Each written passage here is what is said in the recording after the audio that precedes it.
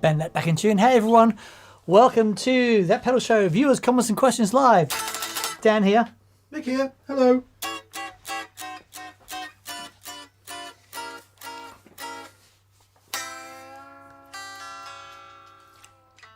Like that.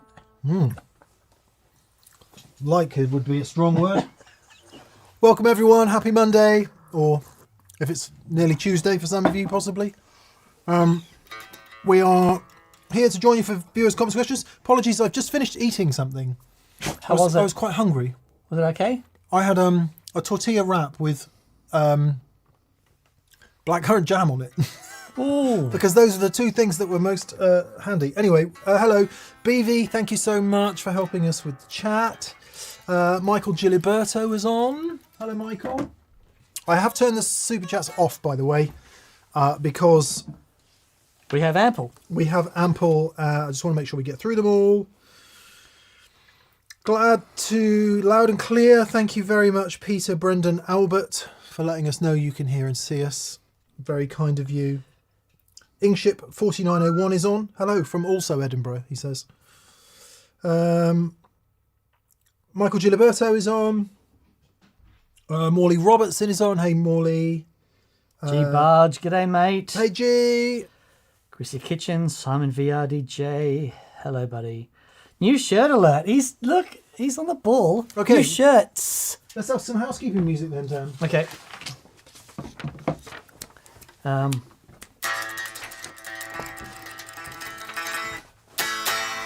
you go. Can you in? A.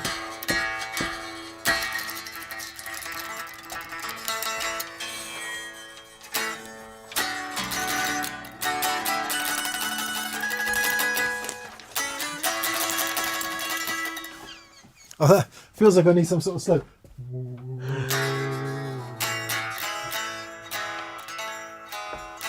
As you do like moon music.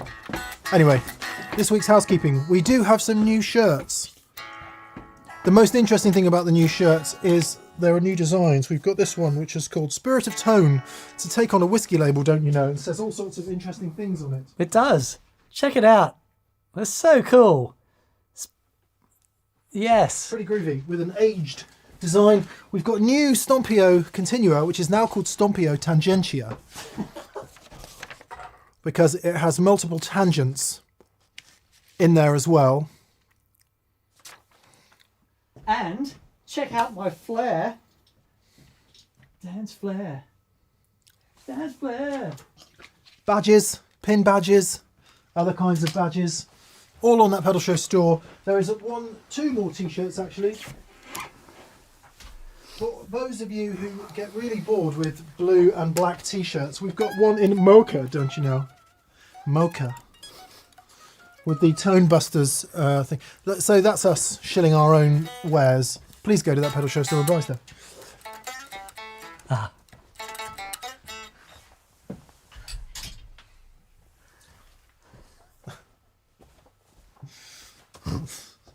Ray Parker Jr. is watching this going, oh heaven. You guys suck. Anyway, yeah. And there's the summer fuzz design. All you need in fuzz in a different colourway as well. So go there and have a look at that. Now,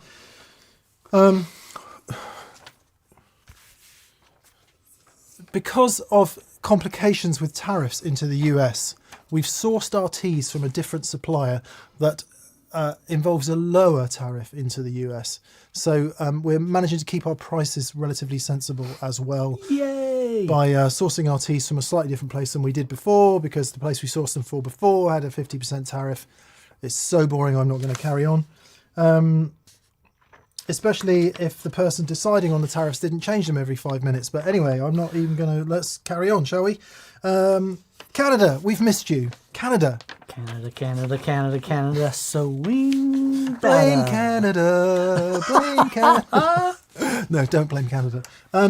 After the recent strikes by Canada Post, we've been letting the backlog get sorted. So we've gone ahead and turned the shipping back on again for everyone in Canada. So Canada, we love you. We're back. We're back. As I was saying to Dan earlier, we can moan about our current predicament, or we could simply transport ourselves back to the Middle Ages, because it was much worse then. Yeah. for people like us. Yeah. I mean, considerably worse. So, I feel happy. Mike Turner is on. Andrew R is on. The Hairy Harry is on. David Burke is on. And Eric Zen is on. And lots of lovely friends. Todd Roy, how are you, Todd? Good to hear from you, buddy. Thomas Eichinger. Ben Schwartz. Paul Matulovic, hey, buddy. Your Schwartz is bigger than mine. I love that film. What film is that? Planes, Trains and Automobiles? Spaceballs. Ah, okay. I was with my friend at the cinema. We were kids. I still remember it. It's so stupid. But you know that first scene of Star Wars where the big Death Cruiser comes over and to capture the ship that Princess Leia is on? And in Spaceballs, this ship starts going over the camera and it's like 5 minutes. It just keeps going and going. And we were wetting ourselves. My mate and myself, everyone else in the cinema just thought we were insane. So Was good. it Mel Brooks, Spaceballs? Mel Brooks, Spaceballs. Scott Curry is on. The Berry King is on. Gordon Ranking. G'day, mate. Simon VRDJ. I Hey, wanted Simon. to send you an email, Gordon, about the TRS situation with that rack unit. I'll fire you off an email. Basically, it's got balanced ins and outputs, but because the balanced signal is one side of the signal is out of phase with the other one to balance it, does that mean you should only take one of those signals if you're unbalancing, or should you join them? Anyway, there you go. There you go, Gordon. Daniel is talking, of course, about his Lexicon rack unit in the £250 pedalboard challenge, because the £500 pound pedalboard challenge, funded in part by our dear departed Irish aunt Anne O'Log, I love that. is coming up. We haven't filmed it yet. Probably next week we'll film that. But yeah, can't do it tomorrow, can we? I'm not ready. No. Anyway, so hello to all our lovely friends. Thank you so much for being on and with us tonight. After which roundabout manner we'll get to the super chats. It was deliberate. I have turned off the super chats. So Jeff Harper, you were last in, I think. Let me just check that. Oh, of course it's logged me out. Because we have quite a lot. So let me see if I can remember this tone. Justin Carbell Dan says hello from is Connecticut. And we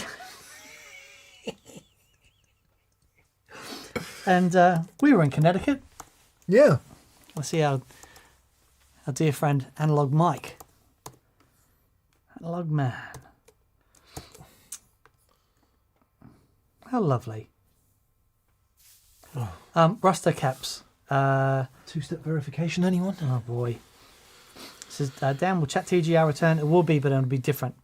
It'll be called something else, and it'll be a more handsome version. Are of you me. not doing it? We are doing it, but the name was, people got confused by it, so it's now called the Gigs and Rigs Show.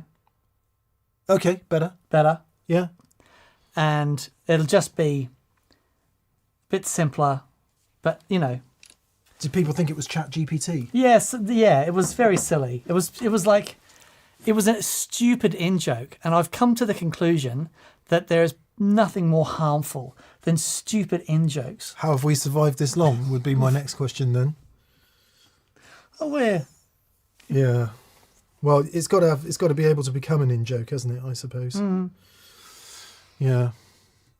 I was just thinking about people fearing AI with Chat GPT. Yes. And if you go to a supermarket of your choice, this may be true across the world, but in the United Kingdom, in most supermarkets anyway, all the supermarkets I go into, you can pick up a little handset, scan your own stuff, go to the till and pay.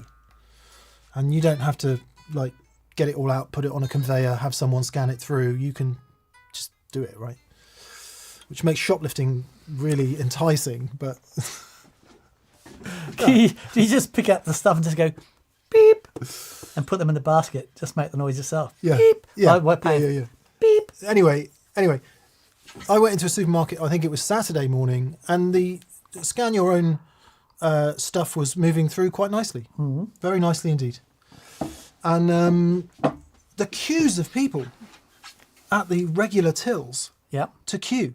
And it's like, don't do that. No. Go to the scanning machine. This is why AI is going to fail. Right. Here you go. That was kind of my point. Yeah. Michael Berry, who have you ever seen the Big Short Yes. film? Yes. That guy, the dude with the glass eye and stuff that bet against the housing market, he is now betting against AI. Oh, is with he? billions of dollars. Interesting. So there you go. So anyway, Yeah.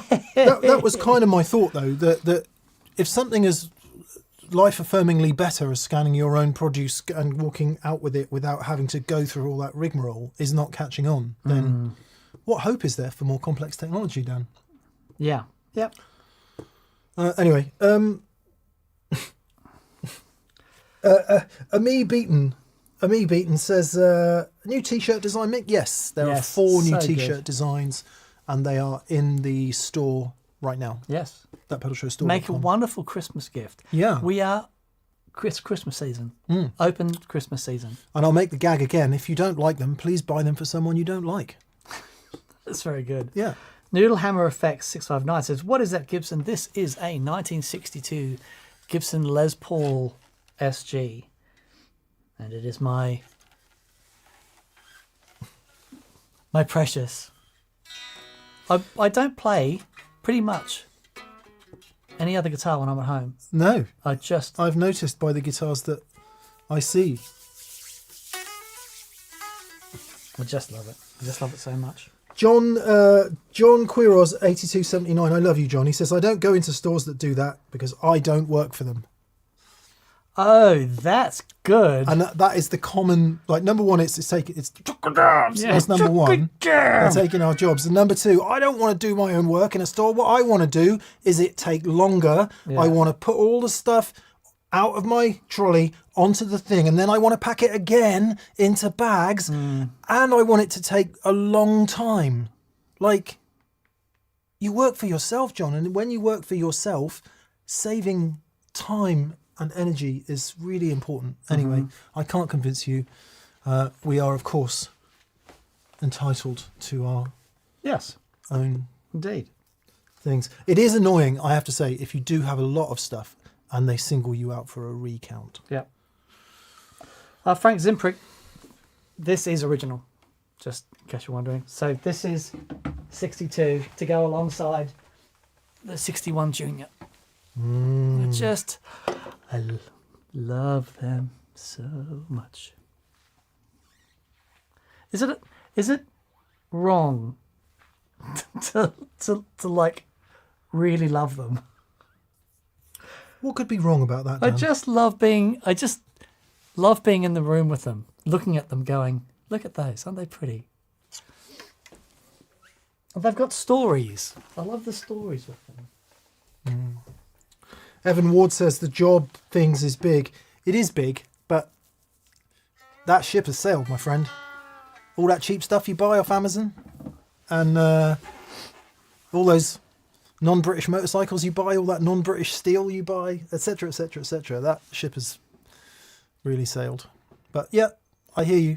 And I suppose to dovetail the AI conversation, which is where I came in, it's like, well, okay, what do we do then if technology does everything? What do we do?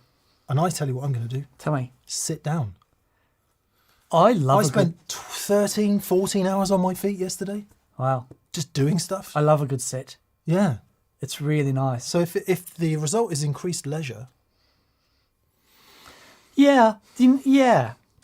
And it doesn't have to be, you're not talking about... I'm being deliberately facetious. Yeah, but you're not talking about the 7 deadly sins and, sloth and all that stuff. It's just having enough time to actually relax. I like that. Yeah. Leyland Bear Pig, keep buying at Amazon. We can eliminate those bothersome retail businesses in our towns. Again, and I'm not condoning it, by the way. I'm just saying go to any small town in the UK. It's done already. Yep. So, yeah. Two to a large degree. Anyway, let's not do that. I'm glad I've upset everybody anyway.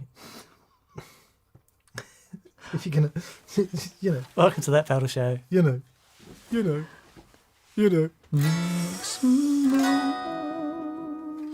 That wasn't even mixed modes though. Yeah. I thought by now we'd have communities where people would come together and you'd have like I thought we'd have flying cars people. We almost have where people and monkey butlers. People have what was that from? The Simpsons. How many monkey butlers will there be? One at first, but he'll train others. You know, collective. Anyway, let's stop. Let's get onto the super chats. You know, I would like a mate who's an accountant, a solicitor, a car mechanic. I mean, I don't know where I fit into all that, like the scrounger off everybody else, but that's where, you know, you have communities of people that share.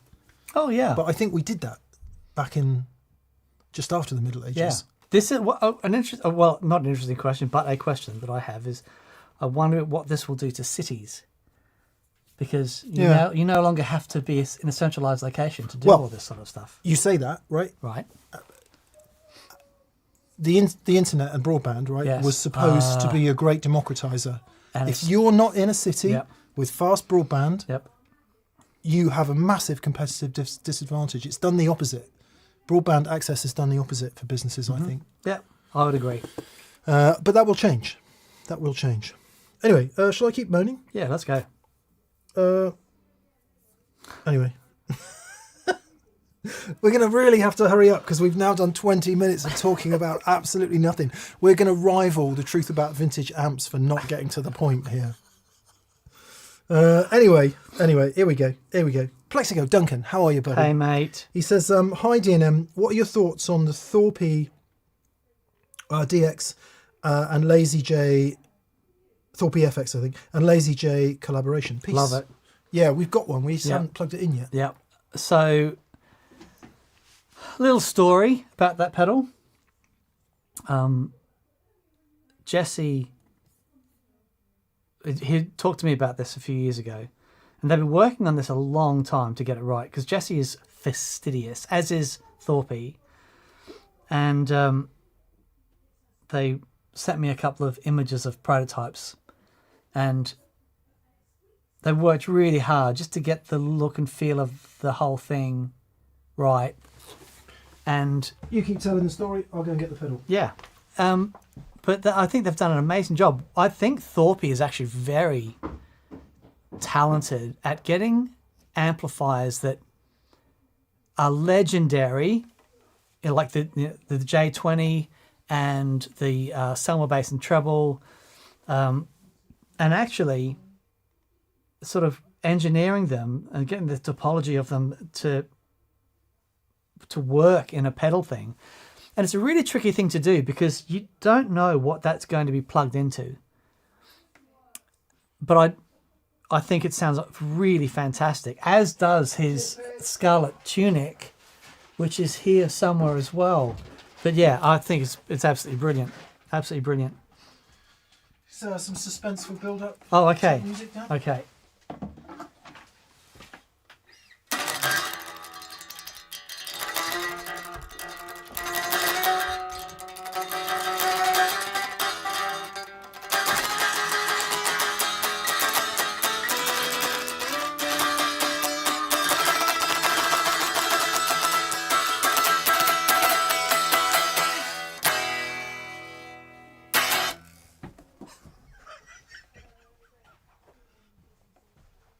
Ridley Scott. Oh, Shut your man. mouth.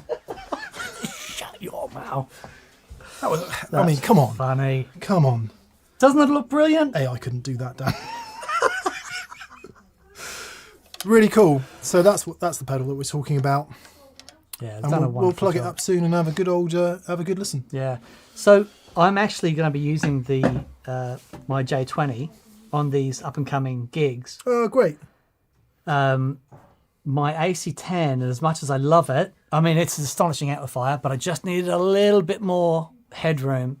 Because when Dougie kicks in and when he's enjoying it, the vibes are wonderful, and I want to be able to just hang with him a bit better and keep it a bit like what was happening today. Yeah. With that, when it's on the edge, and all the effects tend to raise a little bit. I just want that bit more clarity, a bit more headroom. I've been using a J20 since they first came out. I think, was it you that got me to review on a Guitarist magazine? What? The J20. Oh, it could have been. Like originally when they first came out. So I got one sent. I'm like, this is not going back. It's amazing. And I used the J20 for years and years and years. And I paired the J20 with my AC30. It is a spectacular sounding amplifier. And I love it dearly. So, yes, I'm very, very pleased to see the Lazy Jane and Thorpe get together and do this pedal. It's very, very cool. Great to hear it. Great to hear it. People that are into tweeds are perhaps the most passionate of all. Seem to be. Sweeping statement. Come on. It's Monday. Roderick. Hello, Roderick. Roderick says, hi, fellas. I run a JCM 800 dry. Yeah, you do. With a Friedman small box wet dry. Yes, you do. Wet. And into that goes reverb, delay, and vibrato. Yep. Presumably so you can get your chorus, right? But sometimes it gets a wee bit too honest for solos. What to do? Perhaps a boost, an overdrive, or a compressor. I'd like to keep my tone as is. Do you know what he's talking about, Dan? Too much clarity. Yeah. When you say that, a bit too honest, I was like, I know exactly what you're talking about. Yeah. So there's a bunch of different things that you can do. Look, you know, Mick and I are obviously massive fans of the wet dry thing and the space it gives you. But that's not to say that on your dry signal path that you can't have something on there as well. And it might be all you want is like a tiny analog slapback just on that dry, just to give it a bit of a something more to play with. And you keep your long delays and reverbs and the wet amplifier and a little bit of a slapback in the dry. Oh, it's magic. Yeah, I would say turn the dry amp down a bit is what I would say. Mm-hmm. Because... or the wet amp up. Yeah, either of that. Yeah. Just change the wet-dry blend, because the great thing about wet-dry, obviously... well, not obviously. The great thing about wet-dry is that it's dual mono, right? By the time anyone hears it, it's the same thing. It's one sound, even though it kind of moves a little bit. But just try... well, you could either run your wet amp more wet, or you could just turn your dry amp down a little bit. And you'll find that sits you right back in. Because the more delay and reverb you have, the less, to use your word, honest it sounds. And the more it will just sit back in the mix a little bit. So do try that.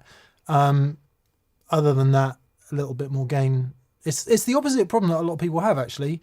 Because a lot of people got all the great, loads of wet and loads of overdrive and loads of bass, and then when they come for a solo, they don't have any honesty at all. What they have is, I can't hear you. Yeah. Yeah.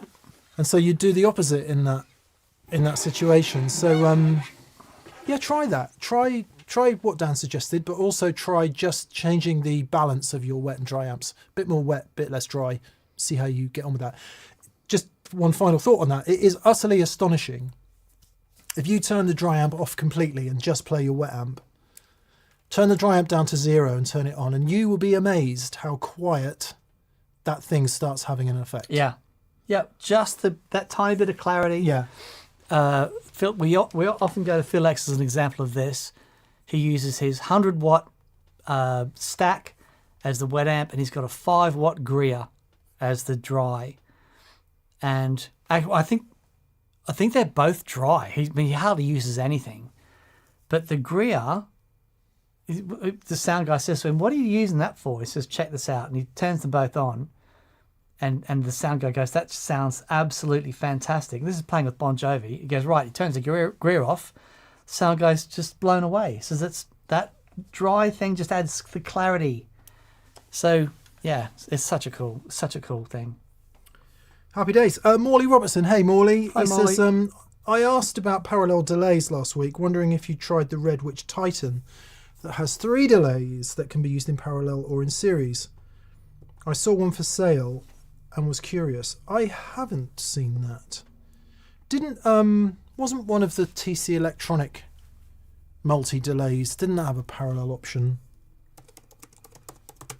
Like the one with the crown on it. Am I remembering that wrong? Oh, the big 4-button thing. Yeah. I'm just looking at the Titan. 3 1200 millisecond delays. Yeah. Well, Redwitch make really great stuff, They so do. if it's a good price, I would have thought it would be a punt, you know? Yeah. It can be series or parallel. That's nice. That's really cool, actually. That's really cool. Got to give it a go, haven't you? If it's a good price, got to be worth a punt. Agreed? Kelv Muller. Hello, Kelv. He says, for travel, I've used Wazza Airs. That's the Boss Wazza Air things. That's what I use every morning, yep. IK stuff, Hagam and Valve Amp and Logic.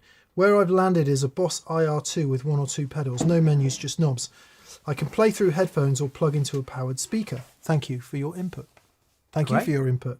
Great, very cool. That simplicity thing is worth everything, isn't it? If it works for you, if you're not doing it for simplistic sake, if it's actually a sound that you connect with, absolutely. Yeah. How do I go from I want to play the guitar to I am playing the guitar with minimum? Yeah, completely. It's important. So I'm assuming the Boss IR2 has a headphone out on it, does it? Is that what we're saying? Yeah. Or is it into the laptop? Boss IR2 amp and cabinet. Maybe one of those can do headphones. What's the things at the top? Send. Oh, they're effects loop It's as got well. a loop Okay. in it. Yeah.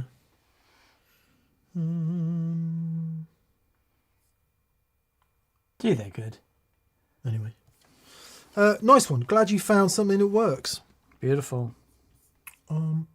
Yeah. Michael Giliberto. Hello, Michael. Hey, mate. Hope you're doing well, buddy. He says, last night I dreamed I ran into Mick and Catherine while visiting England. Not in London, but somewhere near their home. We had a lovely and lively conversation. What might this mean? Cheers. It's flattering, Michael, that you thought we might have a lively conversation. Yeah. What might this mean? It might mean that you're... I don't know. I'm not a dream therapist. Any psychotherapists in the chat, please pick Michael to pieces on that. Our dreams are weird. Oh, man. They really are. I'm I'm dreaming a lot at the moment. Yeah. And they're not necessarily fun. Right. And I'm waking up a lot. Are you? Oh, right. Yeah, I don't do that very much. I had one, the bit that I can remember about last night's dream is I'm walking back into a house that I don't live in, obviously, with loads of stuff that I don't own, but it's my house. And the dog runs up the wall. Rosie literally gets her claws in and runs up the wall. And I think that was literally because we'd seen an Attenborough thing earlier on with a cheetah running up a tree. Oh, wow. So I'm assuming that's what that was. Yeah. Anyway, like you see in some Instagram videos, the dog then backflips off the wall. And I'm going, oh, God, I've got to catch the dog. And my dad catches the dog. And I'm like, good catch, Dad. Did you train her to do that? He's like, yeah. Awesome. So, you know, what's that about? Experimental Chris says the IR2 does have a headphone jack. Thank you, mate. Thanks, Chris. Hello, Dad, by the way. Is your dad on? He usually is. Oh, brilliant. He usually watches. Hello, Dad. I will do that thing for you, I promise. Oh, God, I've been so crap. No, you haven't. I genuinely thought I broke my leg this weekend.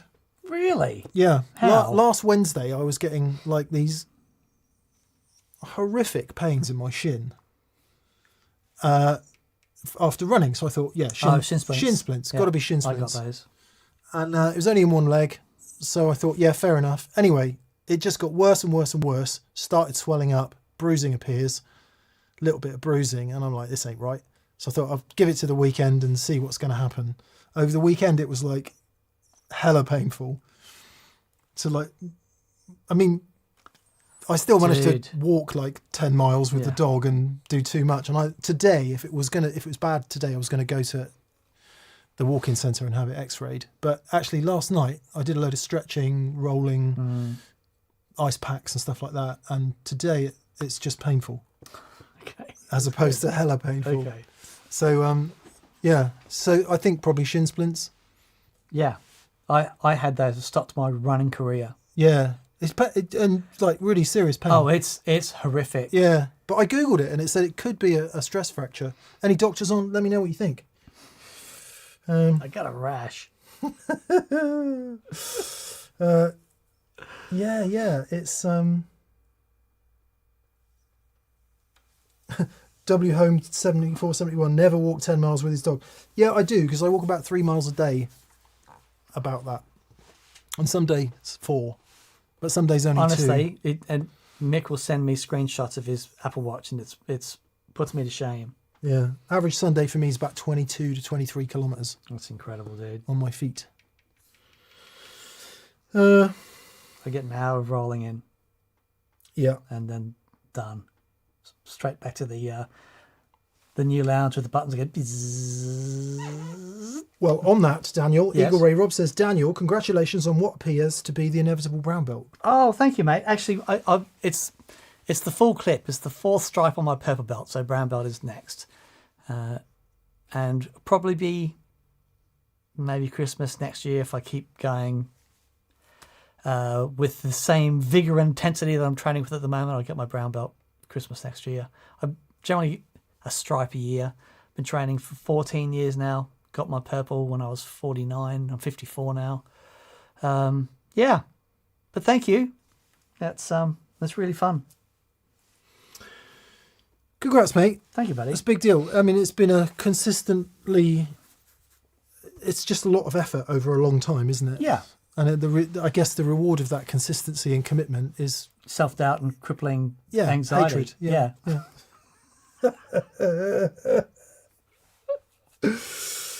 No, it is good. It does. It's that thing.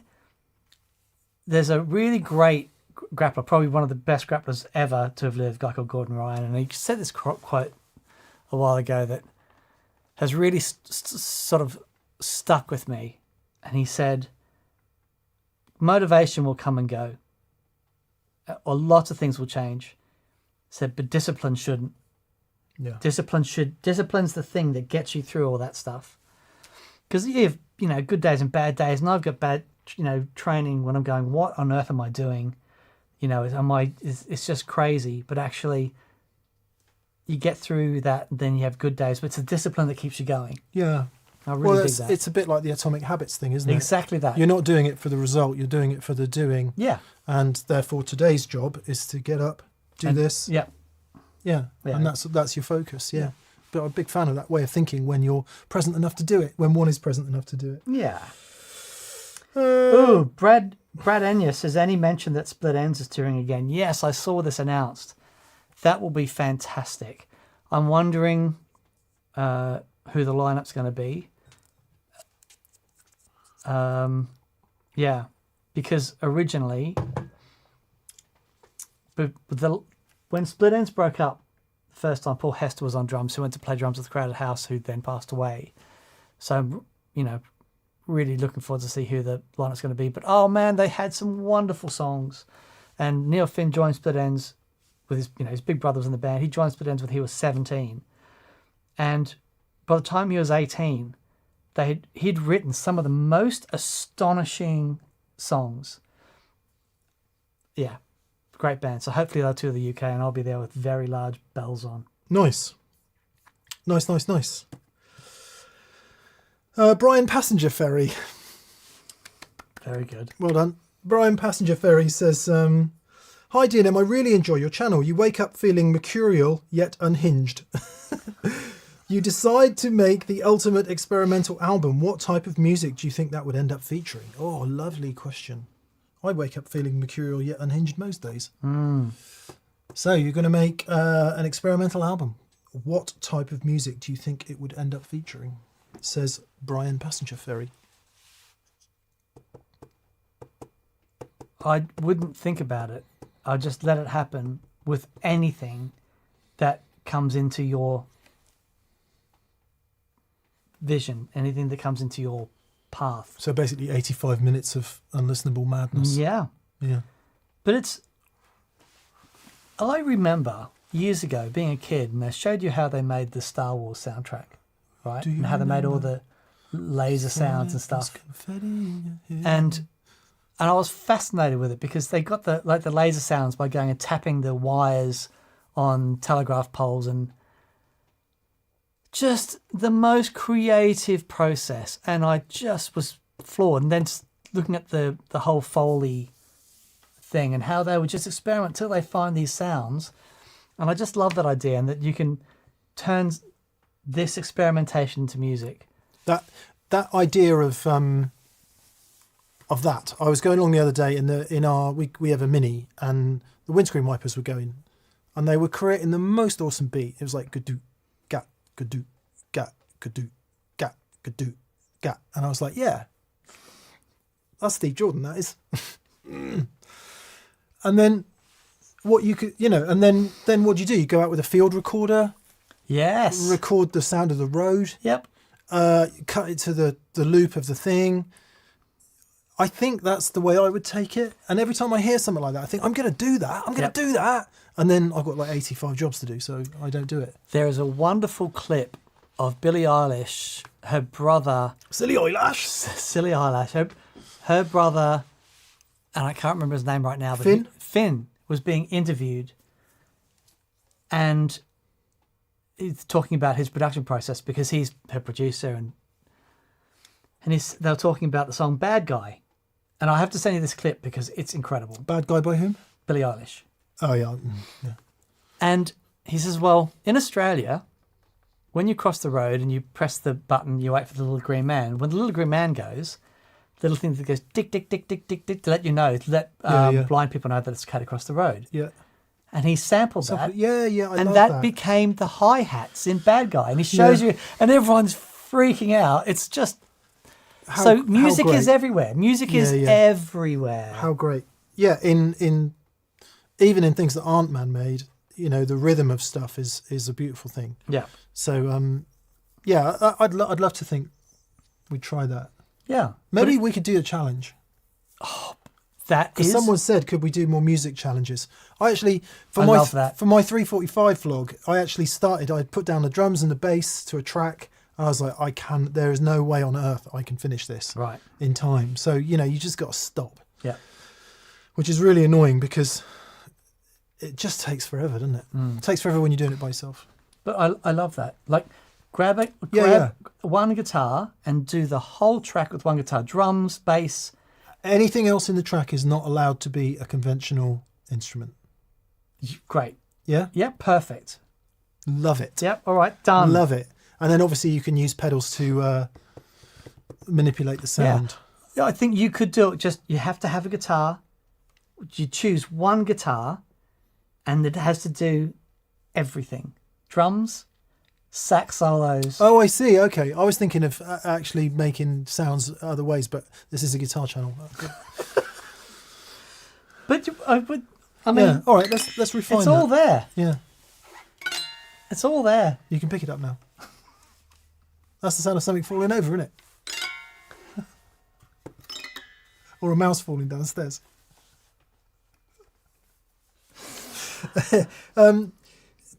Joe Jones, 3301. Joe, we want to send you some love, mate. He said, I just want to say, I lost my dad this year and it's been the hardest time in my life. In that time, however, I found immense solace and joy in your videos. My favourite guitar channel by far. Joe, thank you for sharing that with us. And we're sorry to hear that, buddy. But everyone, send some love to Joe through the universe. And all our best to you, bud. Thank you for joining us.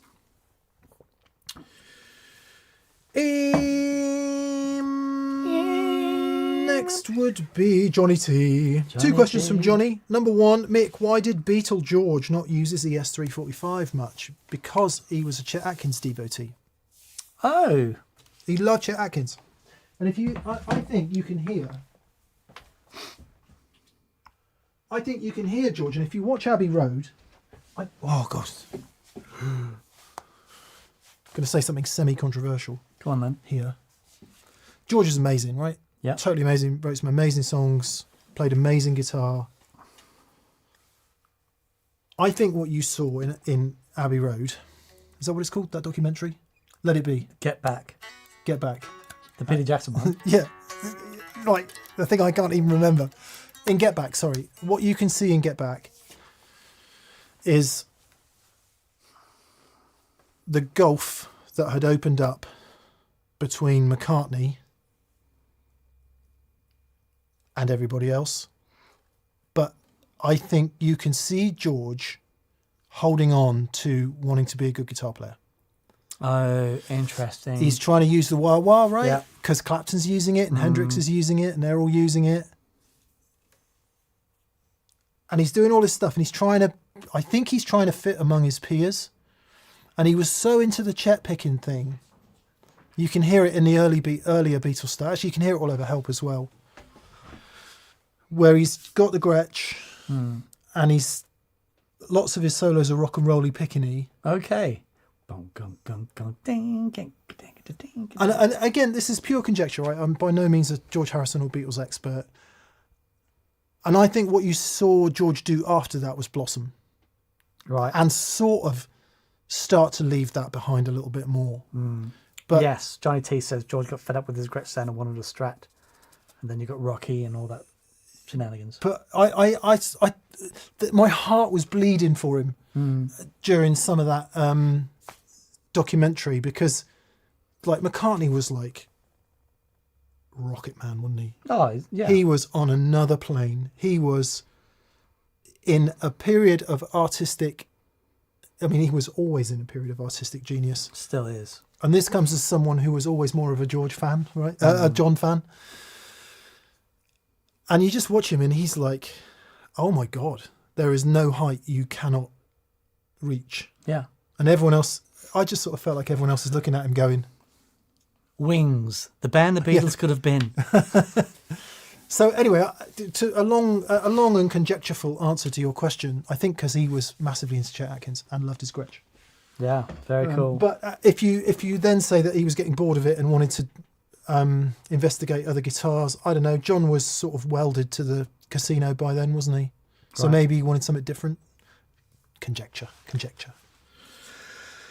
Johnny also says DIY Mick. You're going to love this, Dan. Converts red to an Esquire. Discuss. I can feel him shaking. Does it hurt? Yeah, no, it does. I can't. Not a screw on that guitar. Done. We're so different in that respect, aren't we? The thing is, right? I mean, I've had my Strat to bits. Yeah, Literally to bits. and I've had red to bits Yeah. dozens of times. Oh, okay. Fair enough. Dozens and dozens of times, and always looking for something with it. Always. And it's like, well, this needs to be better. That could be better. And then when it got to a point, it was like, actually, the best bridge pickup is the pickup that came with it, and probably the neck pickup. But I destroyed that, and I found the Joe Don Mayer. the Don Mayer. Joe Mayer was his brother. Joe Mayer's, Yeah. And I got that in it, and it was like, this is it now, and I'm done, because every minute I spend looking for something that is not in this guitar is wasted. Right. This is what red is, and I'm just going to let red be red. And when we did the red pickups with Monty, I mean, I was so reluctant to. I've had quite a few people that have asked me if I wanted to do a signature set of red pickups because it's such a unique guitar. And then, I got to know Matt, and he's really one of the very few people I would trust with red. And the way he documented it, like every turn of the screw, when it went back, I wouldn't have known that it was ever taken apart. But now I'm done with that guitar. It is what it is, and I'll change strings on it. And that's it. It just let it be what it is. Yeah. Yeah, fair enough. I was thinking, like, actually don't take anything off and just get a really good pin router and route it out with the pickup in it. and the pick guard, like right through all of it. I like it. Just cut out the middleman. You cut out the middleman. Nice. Very good. Cheers, Johnny. Yeah.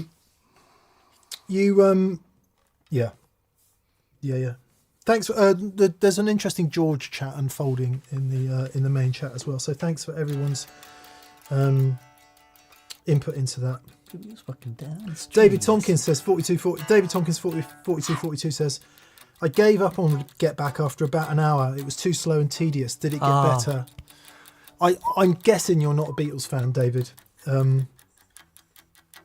Because for Beatles people, it's like, man. I was just, to be fair, part of the way through episode 2, I was a bit like, but they had something like hundreds of hours of footage to go through and get that together. But I was so captivated by their process, and seeing McCartney on the still with his bass, and there's just madness going on around him. As you know, as soon as the Beatles hit, their life was madness. Just absolute whirlwind. And he's just sat on the stool, and then the moment Get Back comes into it, it's like, and it was filmed. Yeah. Well, it seems like an interesting. I don't know if there was a cut. I'd need to watch it again because it was like you said, chaos and then order. Yeah. Immediately. Maybe that's what it is. Maybe Beatles were actually a microcosm of the universe. I think so. Perfectly reflect it.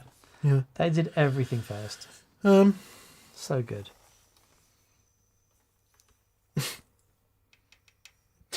Jim Brosen said, that's probably the worst thing I've ever heard on this channel. I presume you mean me wanting to pin route red, hopefully.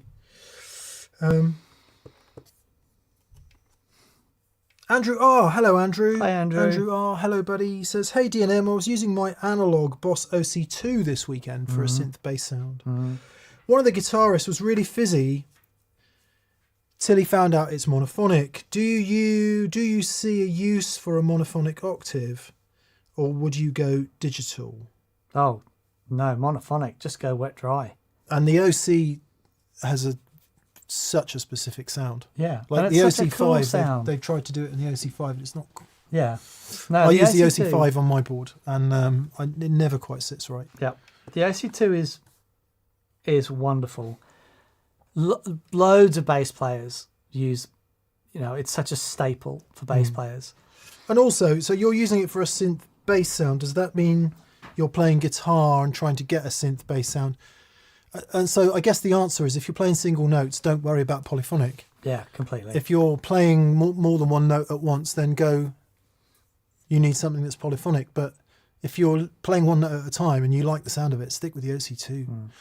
Another one that's really good for synth bass sounds, and I've used it on electric guitar. I gigged it, and therefore I know it works, is the Source Audio Spectrum. Now that is digital, but it has all kinds of good fun stuff in it. Is there one up there? We've got two, but I've used that on guitar. I tried it on bass, and I just don't think I understand the frequencies properly yet to really get around it. We do I Kissed a Girl by Katy Perry, and in the chorus it just pedals the tonic, whatever note that is, A maybe, and on it is an octa, and I've been trying to get the sound. I just can't get it. Some other stuff as well. Some other stuff that's got octa on it that you wouldn't think it had. Anyway, blah blah blah. If you're playing one note at a time, stick with it. Yeah, for sure. Rick Green says, hi boys, I got me 2 new t-shirts. Thank you, Rick. Thank you, mate. Appreciate it. Mike Turner. Hello, Mike. Hi, Mike. He says, hello, lovely people. I hope you're well. I wondered if you found yourselves in a bit of a creative slump. And if so, how did you get out of it? Many thanks. Keep up the sterling work. I could talk about this for hours, and here I go. Wind him up. Wind him up. There we go. So I remember when I first started writing the tunes for this EP. The tunes were written in a week, and they're not, everything that I write, it's not 3 chords and the truth. It's me disappearing up my own backside. But I find it really fun. The creative process, if you are in a space where you can be present and you're not distracted, and you can be in a flow state, then the creative thing can happen. It's great. But there is always an element of work to it. And there's always, you've got to put aside time and be disciplined enough to be able to say, okay, I'm gonna dedicate an amount of time to just seeing what happens, not put any pressure on myself, but I'm gonna make some noise and just see what comes up. The difficult thing for me is finding the motivation to actually release the songs. Because they're done, they're recorded, they're mastered, I've got artwork, it's all ready to go. But I feel like the process has just been for me, and I've had the most fun doing it. And I can stick it on my car every now and then and go, it's great fun. But finding the motivation with everything else that's going on in my life, finding the motivation to go, actually, I'm going to get this out there. So there are a number of things there. Are you fearing the response that it might get? Not at all. So you don't care about that? Don't care about that. So you're fearing the admin required in doing it? I'm fearing, because I've never done it before. Yeah. I don't have a template. So you're fearing the admin in doing it? Yeah. I'm fearing the admin. There we go. So the process of actually doing it. So what you do is get someone else to do it. Okay. All right. I've spent the weekend thinking I had a broken leg with a very results-focused Catherine. So every time I'm going, do you know what? I think I might go and get this x-rayed. She's like, not dealing with it. Stretch it, ice it, do anything else but moan about it. Stop. So I think I've become a bit more results focused myself now. Yeah. Yeah. Which will last for about 5 minutes. Yeah. And for all you people saying, if it was broken, you wouldn't be walking on it. Oh, you've seen people walk on broken legs. I agree. I've played the numbers. It's vastly more likely that it's shin splints. So I've played the numbers. Yeah. Yeah. Well, you should get it out, mate. I mean, I don't mean. And I want to. It's not that I don't. Hello, Rosie. It's not that I don't want to. Come say hello then. Or do you want to go and see Dan? Do you want to see Dan? Go see Dan, or are you going to come and see me? Which one do you choose? You can choose. Yeah, come up. Come on then. Come on. Coming up. No. That was I love you, Dan, but I want to see Daddy. No, I think she's a bit tired, aren't you? You don't want to jump all the way up there, do you? That's okay, Rose. That's okay. The dog is here, by the way. Yes. And look, thank you everyone for your, and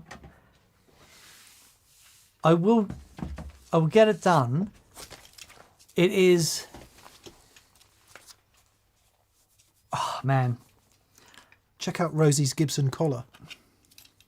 When I went when you went to the guitar Gibson garage, I bought a little collar for her. That is wonderful. There you are. It's a very nice Gibson collar that you've got. That's there, wonderful. Rosie. Didn't even get a discount, did we? Didn't even get a discount. No. Yeah. Okay, so back to the question. But it doesn't sound like creativity is the problem. No, it's time. Creativity has not been the problem. Yeah. But the first thing that goes in creativity, when you're stressed,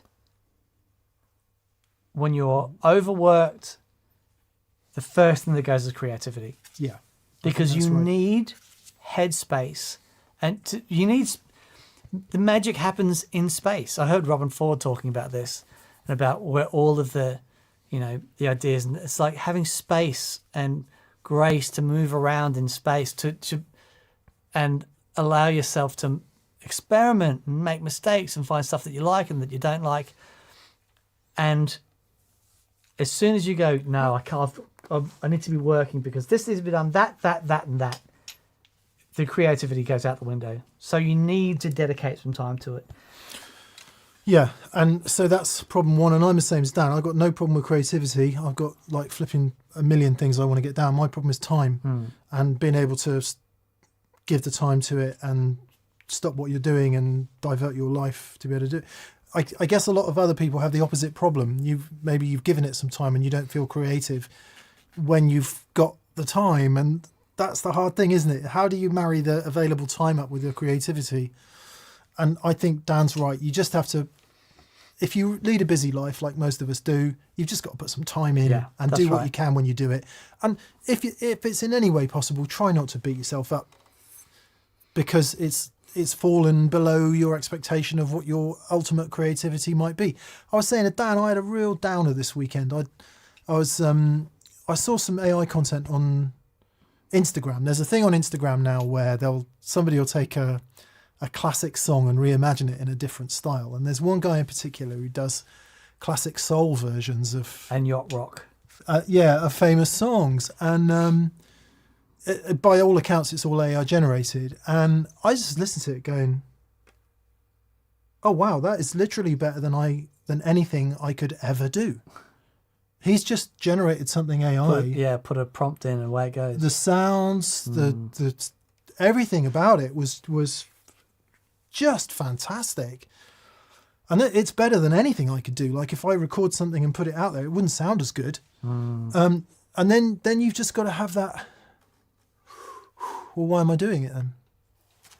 I'm doing this because I want to do it, and the process, regardless of the outcome, then you got to have a little renegotiate with yourself. And that's the bit I'm finding hard about creativity is, why am I doing this? And the answer can only ever be for the doing. Yeah. Because if it's for anything else, you're sunk. Yeah, completely. So that's a long way round of saying, do it for the doing, which is just do it. So put the time aside, just do it. Yeah. And keep doing it. And in your case, get it out there. Let it go. Release it. Open the door. Yeah. And then you can do the next thing. Maybe that's part of the issue. Because when I release it... It's gone. Well, it's gone and I need to move on to the next thing. While I haven't released it, there's still something there. Yeah. There's still something that I've got that says, oh, I'm an artist. Yeah. Once I've released it, everyone goes, yeah. And I go, yeah. You know what I mean? But I know, because everything I'm saying to you, I'm saying to myself as well. Exactly. So. Yeah. Okay. But thank you, everyone. And okay. I will get it out there. And we hope, Mike, that very long-winded answer will give you some enthusiasm to get back to it. I don't know if we were that helpful. Doing something different. Do something different. If you do the same old, and you feel the same way about it, then do something different. Yeah. That's what I would say. Different tuning. Yeah, different tunings. Different guitar you haven't played for a long time. Take your low E string off and put a high E on there. Learn a song you hate. I've taken an interesting approach to our set list. We've got a pub gig with my band that I play bass in, and there's 2 or 3 songs in the set that I just really don't like at all and cannot commit them to memory. So that's hilarious. I've decided to make them the songs I like the most by really learning them to the nth degree. That's amazing, actually. I love that. Yeah. So they go from my 3 weakest songs to my 3 strongest ones. If you want to know what the songs are, they are Take Me Out by Franz Ferdinand, One Way or Another by Blondie, and something else. I hate it so much I've blanked it out. Actually, hate's too strong, but anyway. All great to play, by the way. All great songs to play. I just can't commit them to memory. Anyway, talking about myself again, Dan. It's New Guitar Day, boys, says Rhino Jam. Rhino Jam, New Guitar Day. Just got myself a red 64 reissue 335, and I'm loving it. Nice. To celebrate, please take one from the chat. Congratulations. What a lovely guitar. if you're wondering what a 64 335 should look like, and it's cherry red, look at the one Eric Clapton used to play.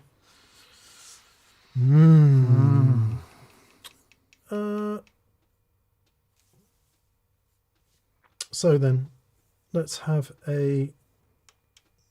Frankie Holt says, what did I miss? Had to unload the groceries. Just the usual crap, Frankie. Yeah. Come on then. Looking for a question mark. User DNA says, ever used identical amps in wet dry? Yeah. Have done. Works great. Yeah, it's really great.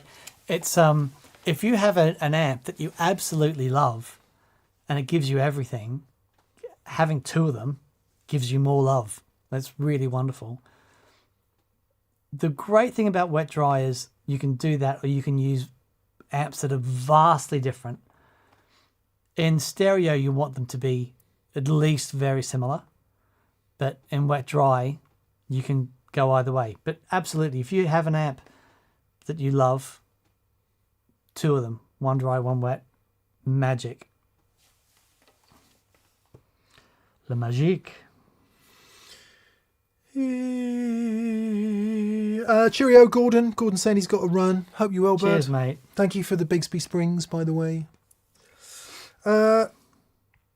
David Burke. Hey, David. Good to hear from you always, bud. He says, hi, D&M. I played a new Cower Gripen through a Morgan AC20 for the first time at the weekend. Bridge pickup is hotter than my Les Paul R8s. Expected headroom issues when stacking gain. Exotic SL into broadcast. But there was less limiting. Any thoughts why?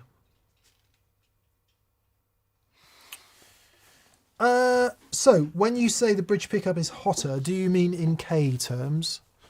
Are you taking that as your measure of hotter, i.e. your R8 is 7.8 and the Cower is 8.9? Because that's really a frequency thing, right? Yeah. Yeah. I was going to say what's probably happening is it could be, so the Cower's got more, right? But it might have more further up the frequency spectrum. Or at least if there's more bass coming out of the Les Paul, for example, it's going to be pushing the amp into limit, or the pedals and the amp into limiting harder, and you're going to get more squash and more compression and loss of headroom. Bass is the first thing that's going to do that. Yep, completely. Whereas if the Cower is a bit more articulate sounding, not as much low end, it's not pushing all of that so much, you will get less limiting and it will sound clearer. Yeah, that's right. So that's what I would say. If you come around and say, if you now say, no, the Cower's got more bass, then that is somewhat perplexing. But then, you know, everything else that goes into it, what I'm assuming the Cower's is like an Alnico vintage style pickup. I mean, again, that shouldn't really make any difference. Dan's right. It should just be about frequency. Yeah, so David Burke says, I haven't measured KMs yet. It's described by most as hotter. It does seem to drive the amp more. I did wonder if it was a frequency response topic, like suggesting more treble. If it is, look, if it's got more bite and more clarity, yeah, completely. You're going to... It takes a lot more power to amplify low frequencies. And that is true all the way across the signal path. And if you're going into an overdrive pedal and you're hitting it with loads of bass, the overdrive's going to shut down earlier. But if you're hitting it with treble, it's going to be more open. You are going to have more clarity. It's hello, baby girl. You okay? Rossi looks like she's got something to say. Yeah, I'm sure it's just a frequency thing. I remember when I was in Sydney, there was this amazing guitar player, quite a well-known blues guy, playing at the Harbourside Brasserie, and I'm sorry I've forgotten his name, but there's another guy guested with him for a couple of songs, and the main guy had a Strat, and this guy comes up with a Music Man, and the guy with the Strat had this big, luscious, full sound. It was great. The guy with the Music Man had a it was all nasally mid-range, and the Strat dude would play and it sound great, but then the Music Man guy would play, and you heard every note, you heard every, like, it was so, the clarity was amazing. And you know, sometimes those, you know, we all love those really big guitar sounds. But boy, when you hear it in a mix, sometimes those raspy, angry tones, they can be the ones that work. So, and I'm sure, you know, that guy's pickups would have been much hotter than the pickups in the Strat, but there was such clarity to them. So yeah, I'm sure what you're hearing is a frequency thing, sort of depending on, you know, the pickups and the, you know, what's going on in the guitar. So here we go. D. Woody says, sorry if this question has been asked already. I'm new to guitar and learning. I want to buy a tube amp that I can grow into and won't be a waste of money. I'm not looking for a cheap one. Oh, what a wonderful question. I would say, who do you like? One of the things is, you know, it's okay to say you buy a Hot Rod Deluxe or buy a, you know, JCM 800 or whatever.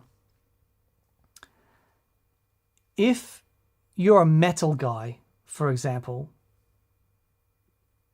buying a Princeton would be a bad call, because it's not going to be a sound that you're ever going to really enjoy. But if you like blues and rock and jazz, having an amplifier that can cover all those things. But yeah, tell us a bit more about the music you like, because one thing that's really inspiring is when you get an amplifier. Because I remember when I was, you know, sort of growing into my valve amps, and when I first got into Voxes, you know, it took me a little while to get the most out of it. But I was a, you know, massive Beatles fan, love Brian May's tone. And then I got closer and closer to that thing. And ever since then, I've been a massive fan of AC30s. But I wouldn't have made that decision unless I had identified those sounds that I sort of really loved. Now I've got lots of amplifiers because my music taste is so broad and they all bring different things to the party. But if there is a core thing that you love and a core sort of music that you're really into, have a look at what those guys are using, girls, whatever. Have a look at what they're using and find something that reflects that. Like, for example, if you're just starting out and you're into metal and, you know, maybe a 5150, 100 watt 5150 might not be the thing, but it might be that the 20 watt Soldano or, you know, the new Marshalls might be more akin to what you're looking for. If you're into, you know, blues and country, maybe a Princeton or a Deluxe Reverb. The one thing I will say though, the great thing with those Fender amplifiers, especially if you're starting out, because their clean tone is so rich, and because they sound great with pedals, you can get a lot out of those cleaner Fender type amplifiers by sticking some gain stages in front, and, you know, they're a lot of fun. But, you know, same thing is true with the new Marshalls and stuff like that. But yeah, that's where I go with that one. And Mick is back. Apologies for the absence. She okay? Yeah, dog's fine. Went wandering off, obviously. Eric Zenhausen. Hello, Eric. He says, Eric. Cheers, D&M. Apologies to Mick, as my last question was phrased in a way that offended him. Oh, God, I hope not. My apologies back to you, Eric. I'll do my best not to be offended, but... No. You're hard to offend. I might react vociferously to some things, but I am borderline impossible to offend. There you go. Yeah, I'm sorry if I took something to heart. That's not really the way we do things. But in any case, No apology necessary, Eric. He says, question, what's the easiest way to record guitars in stereo without miking amps? One of those devices that we had on the show recently, such as the Two Notes Torpedo 2. Yeah, and there's the new one by Palmer, which is fantastic. Yeah, we really like the Palmer one. It's all analog. What's it sat called? right there. I can see the box. Yeah. It's sat right there. And then the Boss was a tube amplifier. Yep, they're great. Supreme Soaker. The Supreme Soaker. There you go. Reload 2. Now, the problem comes, right, if you've actually got two amps, and you want to record both of those amps, none of those devices we've just mentioned will take 2 amps, I don't think, will they? They only take 1 amp. They take 1 amp at the input and give you a stereo output. Yeah. So If your question, Eric, is if you've got 2 amps and you want to record stereo, I would think the best way to do that is to make sure the amp's like Boss Wazza or something that's got a direct out on it. And you've got your 2. If you got, I'm just trying to work around this. The great thing about those devices we were just mentioning, particularly the Palmer Super Soaker and the Reload 2 by Two Notes, is you can put 1 amp in and it's got its own stereo effects loop. That's the point. So you can have your core amp tone and then apply stereo effects from the device itself and use its own direct outputs to record into 2 channels of your interface. In addition, you've got something like, doesn't the Simplifier by, what's that called? Oh, yes. DSM and DSM Humboldt. Yeah. I've got a feeling they do a stereo one. It is stereo one, yeah. That's fantastic. Yeah, DSM and Humboldt Simplifier Mark II, I believe, is stereo. So with that, you don't need an amp at all. You just plug all your pedals in front of it, I think. Yep. Maybe it's got its own loop. Does it plug have its own effects loop? It does. And then Stereo ones, like you can go then straight to the interface from there. yeah, so you need a device basically that's going to enable you to plug your guitar in, run your effects either in the front of it, or that it has its own loop to run stereo and then direct out of that into 2 amps. Yeah. But Flash says the Reload 2 from Two Notes will take 2 amps. That's good to know. Okay. Thank you, mate. Thank you.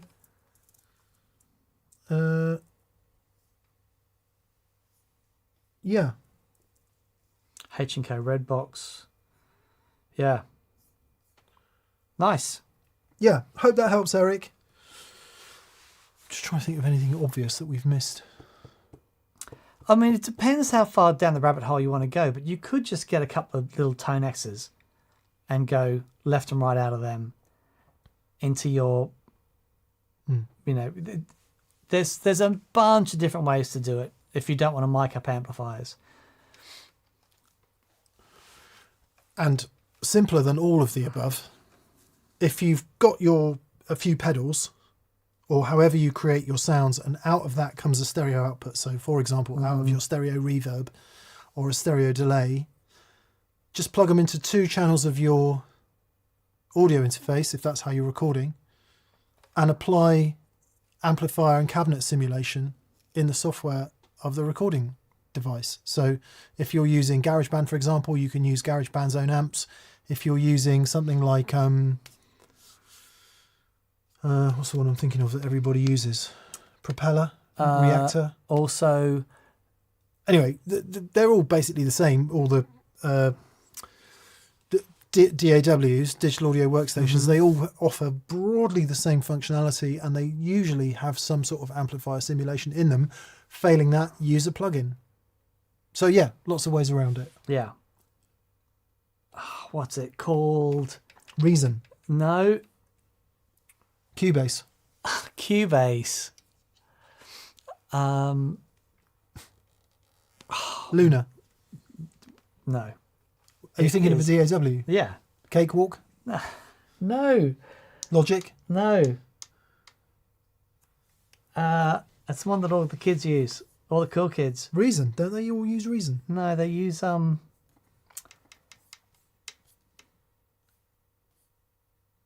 Reaper. no.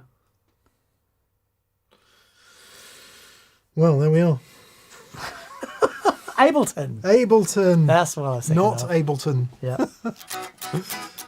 Thank you, Sharnaboo, Bart Vandelisdonk, Josh Lawless. Yeah. Hope that helps, Eric. Moving along, Paul Matulovic. Hey, Paul. Hey, Paul. How are you, bud? He says, a question for the Aussie in the legendary duo. I went to an Australian restaurant in Nashville. I know. Okay. If there's anything like the Indian restaurant I went to in Nashville. And funnily enough, Aussies seem to have near identical diets to Americans, Yeah. with some more exotic seafood options. Yeah. Is this true? Pretty much. So Australia is pretty self-sufficient when it comes to food. They don't need to import a whole heap. It's important to remember, I haven't lived in Australia for 23 years. But meat was always plentiful. The weather, I guess, is very similar to lots of parts of America, so lots of cooking outside. Lots of seafood. I think 95% of the population of Australia lives within 10 kilometres of the coast. And, as soon as I could walk, I was fishing. And spearfishing and all that stuff. Seafood is very plentiful, and you just, all that stuff. But this is interesting, right? In Sydney, it took a long time for Indian restaurants to catch on, certainly when I was there. And there were some, we'd have butter chicken in a few places, but because the ingredients in Australia were so fresh, Indian food is really fantastic, and a lot of it's a way to make food last longer, but the freshness of the Australian produce. So Thai food was very big in Australia. Yeah. But it took Indian food a little bit longer to catch on. But yeah, I mean, it is similar to Americans. The similar tastes, with more similar waistlines now in Australia as well. All that stuff. I'm assuming people have written extremely interesting books and dissertations on the food history of various countries. Oh, yeah. And what's quite good is in relatively new countries, in relatively new white countries, the white bit of the country like Australia and North America, like modern after European settlers, shall we say, that history is easier to tell because it's documented. British food, unless you were wealthy,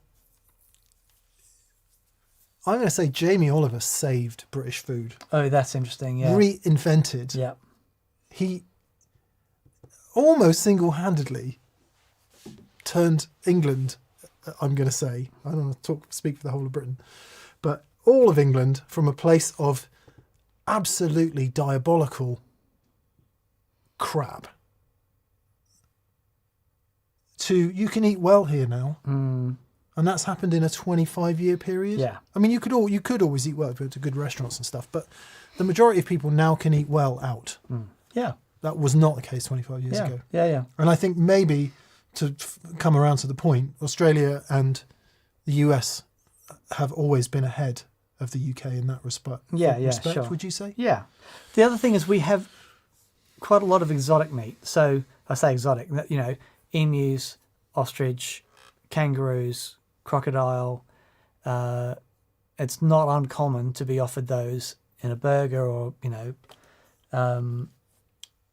yeah, we've got massive population of kangaroos in Australia, and every now and then they need to do a cull for very humane reasons, but it's never wasted. Yeah.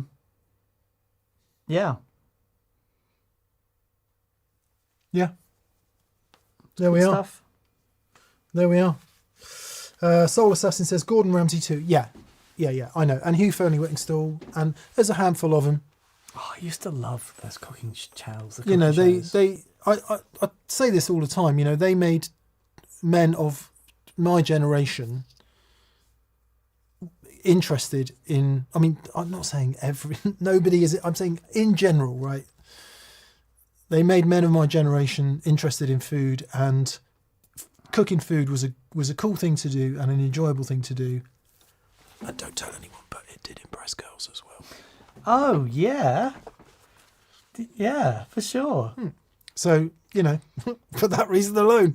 But no, we just started eating better. We started eating better after Jamie Oliver. And I don't know if he is a sir yet. He bloody well should be. Floyd and Stein. Yes. Yeah, very good. Absolutely. And I think they'd always been there. I've got some great stories about Keith Floyd, but not for here. Marco as well, Marco Pierre White, of course. But they weren't accessible in a way that Jamie Oliver was accessible. Yeah. I took my wife to his restaurant. Was it 21 or 17? When he took those kids, taught them all how to cook. And because we loved that show, so I booked up for my wife's birthday. 15, you mean? 15. And took her into London, and we had dinner there, and it was fabulous. Yeah. Anyway, blah blah blah. We were talking about food, a subject close to our hearts, as you can tell. Yes. And Paul also says, and for the other sock in the pair of leg ends, thanks mate. He says, what the hell were those chokes on the 345 that make them so massive? Look like Transformers. I don't actually know what they are. Yeah, they're Transformers. Are they? Yeah. Yeah, I don't know. Just a load of weight in the guitar that didn't need to be there. 2 of them in another hollow behind the bridge. Yeah, I think That little frequency, 700 grams or something that came out of that guitar. It's amazing. Yeah, I mean, put it all back on with the Bigsby, obviously, but yeah, They just have little taps running off them for your different frequency things for each pickup. Is that what you sure that's what they are? I Anyway. imagine so. Anyway, Okay, I'm intrigued now. whatever they are, they weren't going to stay in there. Thank you, Paul. Thanks for your questions. HP2 Watch. An always on pedal after G3 without ground loop. How? Just run it on an isolated power supply. So something that's isolated from the earth of everything else. Is that right? Yeah. A battery, for example? You need to, if you've got a good isolated power supply, then you're fine running it after output 1. You need to make sure that if I've got my signal path, got my guitar in, and my output 1 is going to my amplifier, absolutely I can put another pedal after output 1.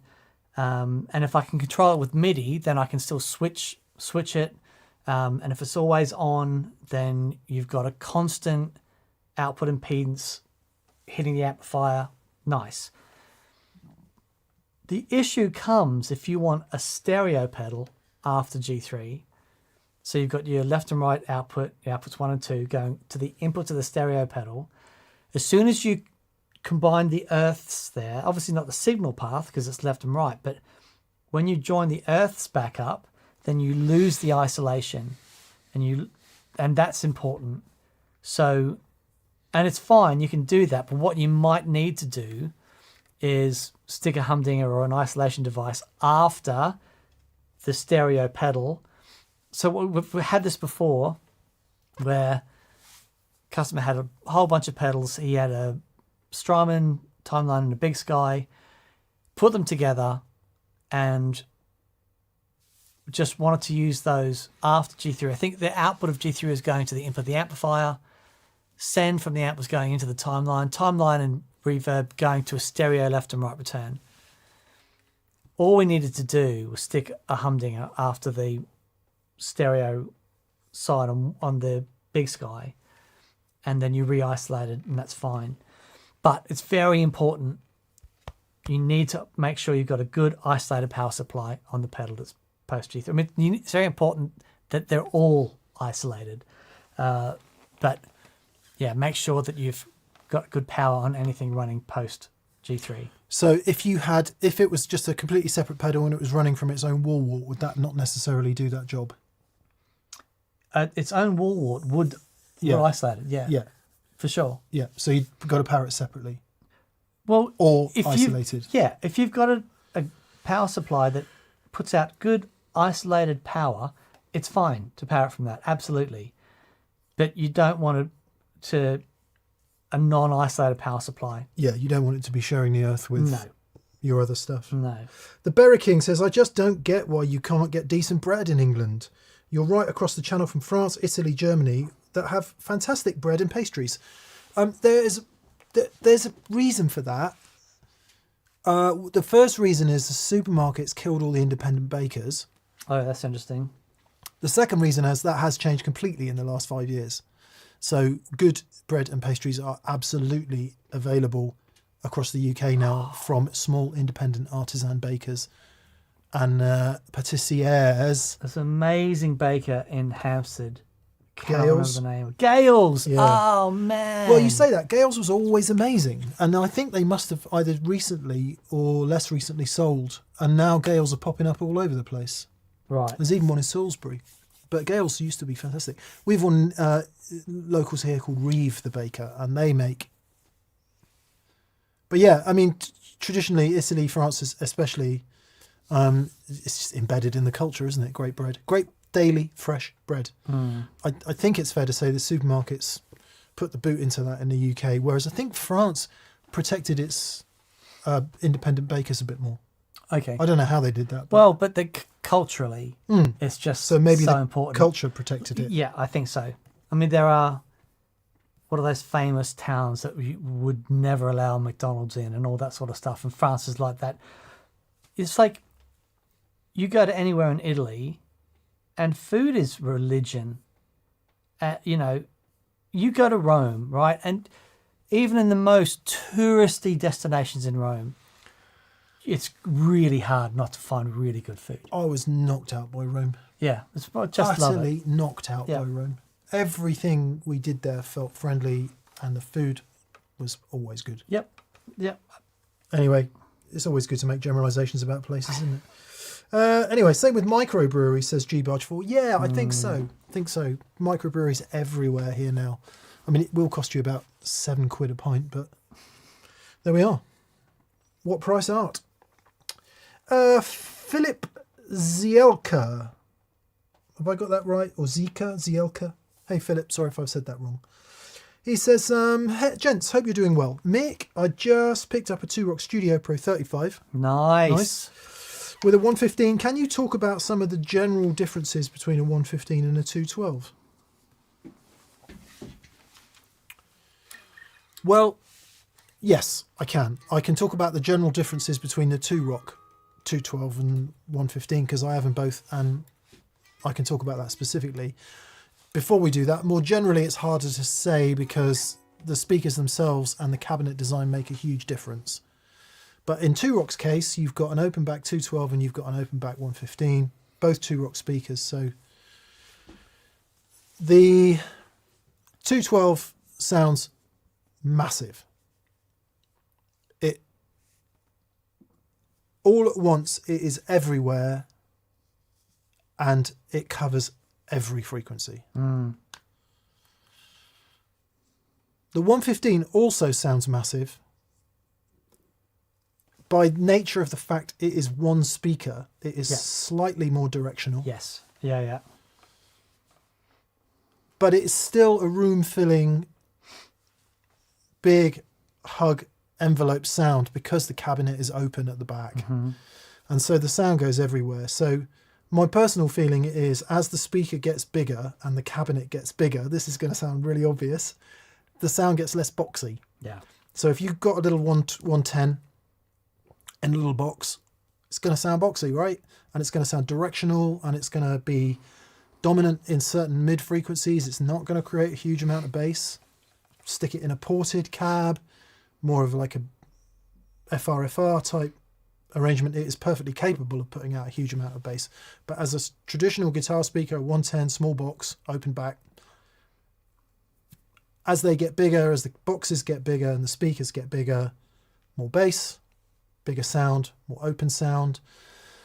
And what I found interesting about the 115 is it does have a very, very present treble in a way the 212 doesn't. Yeah, it's so interesting that. And Didn't expect that. Yeah, that could be simply down to these two particular cabs and the speaker design. But the one thing that always stops me playing 10s is that no matter what 10s I play, they do that at the top. Yeah. And they always do that at the top, and I have no idea why. The only ones that I've heard that don't do it are the EV that Dan's got in the Princeton, and to some extent the Celestian Golds. They don't seem to do it in the same way that an Alnico or a lower power ceramic will do it. Yeah. Same amp, same everything else. I can just hear that, which I don't like. The 12s don't do it at all. The 15 does it in a way that I like, which is really weird. So it's kind of like at a different frequency. And I would equate that to the sound I heard coming out of Ainsley's Vibroverb. And Ainsley Lister lent us a 115 Vibroverb 64, I think, or 63, 64, something like that. And he had two speakers. One was the original, or not the original. One was the JBL, that speaker that people put in their Vibroverbs. I was like, what? It was like being punched in the face. And the other one was an Alnico lower power thing. And that really did break up at low volume. So, sorry, a lot of words, a lot of explanation. There are days I'll choose the 115 over the 112. Yeah. I just love how big it sounds. Paired with that projector amplifier, Yeah. it's one of the best guitar sounds. Yeah. It's magical. And remember, we're talking about 2-Rock here, right? We're not talking about, dare I say, Marshall or some other brands. Everything 2-Rock sounds massive. They just do. And that there are days where that 2-Rock 212 sounds as big as our 412s. It's just colossal sounding thing. So it's pretty impractical for most humans these days. It's largely impractical for me. So if I'm going out playing, I'll usually take the 112 or 115, or preferably both, on 2 amps. But yeah, that's the difference. I really, really love the 115 cab. Yeah, it's a magic speaker. Yeah. They've done such a good job with it. Would I choose it over a 112? Maybe, actually.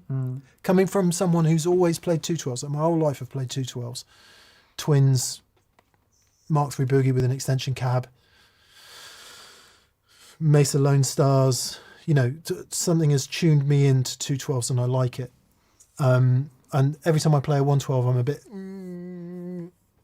But the 115 does seem to sit in an interesting midpoint. Yeah, nice. Shall I talk some more, or shall I just shut up? Yeah, that'd be better, wouldn't it? Thank you for the question, Philip. Yes, mate. Ben Schwartz 1 says, new Spirit of Tone and black overshirt just ordered. Got to keep expanding the TPS wardrobe. Thank you, Ben. Thank you, buddy. Thank you, Ben.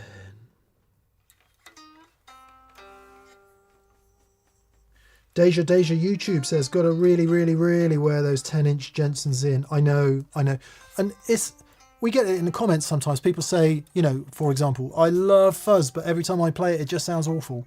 I love the sound of it when someone else is playing, but I'm exactly the same with 10s. Hear Derek Trucks or Matt Schofield or, whoever else plays 10s and just sounds godlike. Listen to Albert Lee and the first recordings he did with like Emmylou Harris. And I think he was playing a Music Man, a 210 Music Man or something. Yeah, he did play them for a while. Oh, my word. His tone was just astonishing. Yeah.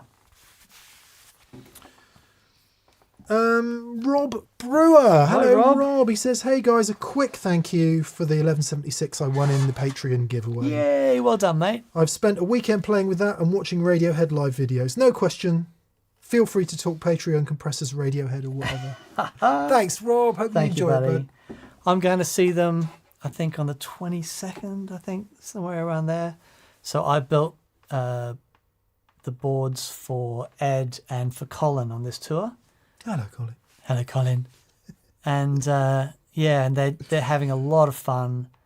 Are they out now, are they? Yeah, they're out, Yeah. they're doing their thing now. Awesome. Yeah, and yeah, been keeping in touch, and they're really having a great time. So yeah, I'm really looking forward to seeing them. First time they've toured in, say, 7 years or 9 years or something. It's been a long time. Where are you seeing them? At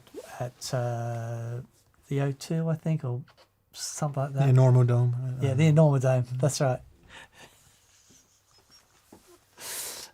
Yeah. So, yeah, it'd be fun. It was really interesting boards to build, actually. Ed's rig is 3 separate pedal boards, and it's amazing. He's got Adam, his tech, off stage with a separate G3 that's sending MIDI messages to all these other units, so that Ed's still doing his thing, but Ed can step away from the board, and Adam has complete control from underneath. He's sort of staring up at his feet. It's pretty incredible, actually. And built 2 boards, an A and a B rig for Colin, and lots of fuzz, some really great old school like super fuzzes on there, a couple of big cheeses, like original big cheeses on there. Wow, so cool. I am such a massive fan of his bass playing. Let's see if I can find a picture of Ed's rigs. I'm sure I've got them around here somewhere. Beep, beep, beep, beep, beep. Okay, Ran's there. Hello, Ran. Hey, mate. Always good to hear from you, buddy. He says D&M and B and K and R. I love Mick's horror flick on Friday. All the scares and fantastic ending made me happy. Thoughts on a full rosewood neck and their maintenance and its maintenance? I've never had one. A full rosewood neck? No, it's like the telly that George Harrison played. Yeah, Paul Smith got into really full rosewood necks. Okay. I would imagine maintenance-wise, same as anything else. I don't know if it's any more susceptible to moisture pickup or anything like that. I don't know if they move more or less. I'm wondering how similar it is to the all maple necks on the tellies. Yeah, one bit of wood. That's what I was going to say. The only guitar I've ever had trouble with a moving neck was with a one-piece neck and fingerboard guitar, so one piece of maple. And I don't know if it's down to that or not. It could just be the guitar. But that neck moved around all over the blooming place. Right. And I really struggled with it. And I don't think I've ever had problems with the neck moving around on another guitar. So it could well have been an isolated incident. So if the rosewood neck is one piece of wood with fingerboard, and then maybe it's more, but I just don't know is the answer. I don't know. What have you got then, Ran? That sounds very interesting. I've so often looked at guitars and gone, oh, I'd really love to try that. Because it is, as Paul Smith has proved, it is a different tone. Yeah, for sure. I've played a few, but I've never had one. So, yeah, interesting, man. Interesting. What say the chat? Any of you out there got full rosewood necks? Who has them? Like, I know that telly had one. I'm trying to think. Corey Smith. Corey Smith has a guitar that's all rosewood. Okay. Yeah, they do quite a few all rosewood necks. Yeah. Okay. Grayson Schister 6215 says, I have a solid neck on an Esquire and the neck never moves. Solid rosewood neck. Right. It's a massive baseball bat neck carve. Cool. Nice. And Alex241 says, didn't PRS make a guitar with a rosewood neck for Tim Pierce that had no trusswood? Well, there we are. I mean, it is a hard wood, right? It is a hard wood. Yeah.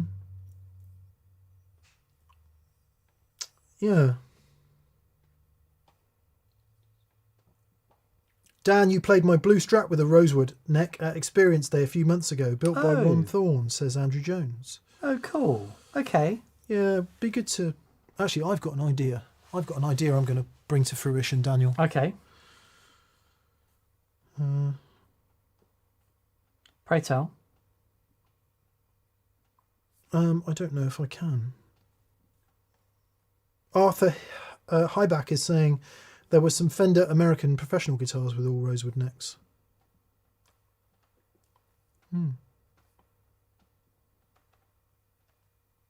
Matt Swanton is saying it's a bit soft for a neckwood, can be temperamental, especially with changing climate. Yeah, I don't know. That's interesting. I don't know.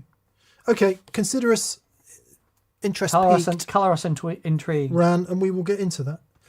Looking forward to seeing you on Friday, Leggins, says Kristen Abbott. Yay! We're looking forward to seeing you, buddy. We got that'd be great. Experience Day this Friday. I just want to say an extra special thank you to the Experience Day attendees at the end of the month. So, as you all know, if you've come to an Experience Day, we book them months and months in advance so people can do travel plans and all that. Our electricity company says, we're cutting the power off to you that day. So we're like, what? There's 6 people coming from all over the world and we can't have the power off. Anyway, I looked into it legally. They only have to give you 2 days' notice.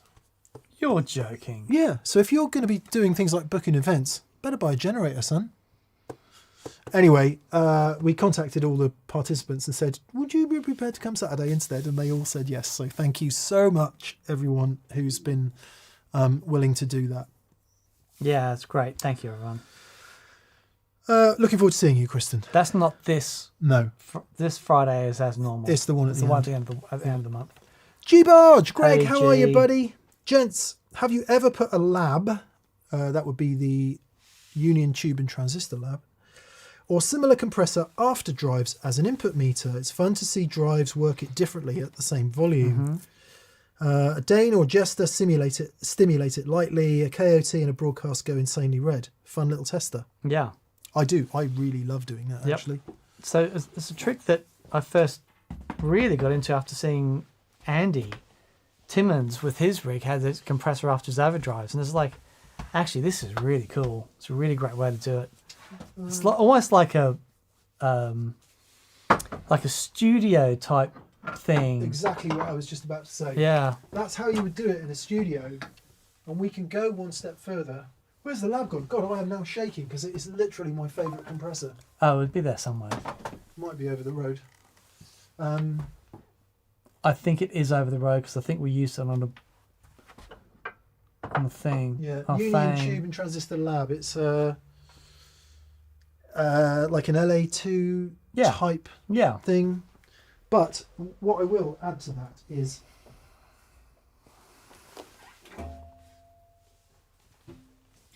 what he just casually pulls out of a drawer. I wonder if it's over here. No, not there. What he just casually pulls out of a drawer. Oh, yeah, man. Check this out. This thing is amazing. I'm not looking. That's all right. I'll stood in front of you. Oh, hail Roger Mayer. That is the daddy. Yeah, it really is. Didn't Gilmore use that? Or something similar? Yeah. So that's what that would do. Yeah, it's very, very cool. Complete with 48 volt power supply. So not a compressor, a limiter. What's the difference between a compressor and a limiter, Dan? The compressor has makeup gain, where the limiter doesn't. So the limiter won't affect your quiet notes. The limiter will only affect your loud notes. A compressor will bring up the quiet notes as well as squash the loud notes. So think of a compressor like squeezing a thing of toothpaste. It squeezes from both sides. Limiter only limits the upper range. And so generally, limiters are a lot quieter than compressors because they don't amplify the noise floor. There we are. Good shout, Greg. Thank you for that. Morgan Hawley wants to know, any problems running TPS wet dry with one solid state and one tube amp? No. Nope. Not at all. It's great. Great. Actually, it's a great way to do it. Yeah. The only problem is if it's one digital, if there's one digital amp in the game, which obviously has latency. Someone else is asking, Brian Carpenter is asking, what is this amp? Oh, yes. I'm gonna do something. This is such an interesting amp. It's a Wallace amplifier, and And here's what we say about the Wallace amp. it's a very handsome amplifier. So that is been used by guitar players and bass players. It was actually the bass amp on Zeppelin 1 was the Wallace, that particular type of Wallace amplifier, not that one exactly, but that model amp. And it's a British designer, and he made about, I think, 500 amps in total, and they became very sought after by studio guys, and especially at Real World, when Peter Gabriel, his crew, sort of were big fans of the Wallace amplifiers. They record so well. It's an amazing amp. That amplifier's got a built-in fuzz circuit as well, which is very cool. It's it needs a little bit of TLC, but we've taken the back off and have a look at how it's made, and it is the epitome of point-to-point military-grade wiring. Astonishing amplifier. Comparisons with Harry Joyce and all that. Yeah, really wonderful. I don't want no scrub. Scrub is the one who can't get no love from me. Hanging on the passenger side of his best friend's ride. Why am I singing that? I don't have any idea. You said TLC.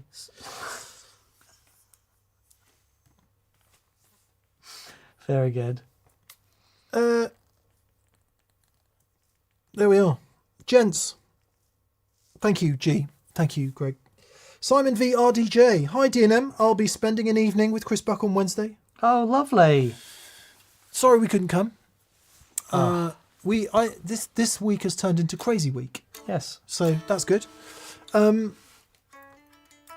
you could spend an evening with one current guitar player, who would it be and where in the world? I have a long list. Yeah, a long list. So to single out one would be... It depends what for. I mean, tough. Probably Andy Timmons, because I just love hanging out with him. And let's Italy. say somebody you haven't done that with before. All right. Okay.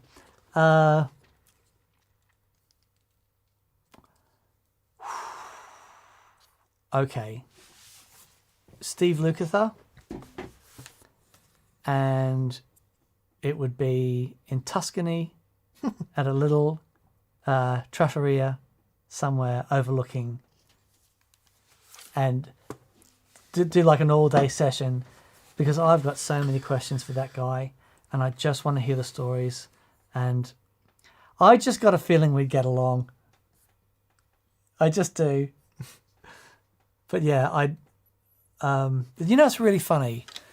I remember hearing Toto growing up and always dig the songs, and I liked the guitar, but I was never a massive Lukather fan, because I was into Vine, Satriani and that stuff, and I didn't get into real tone and stuff until much later. Not to say they haven't got Vine, Satriani haven't got tone, because they do. Eat 'Em and Smile, probably the greatest rock tone ever recorded.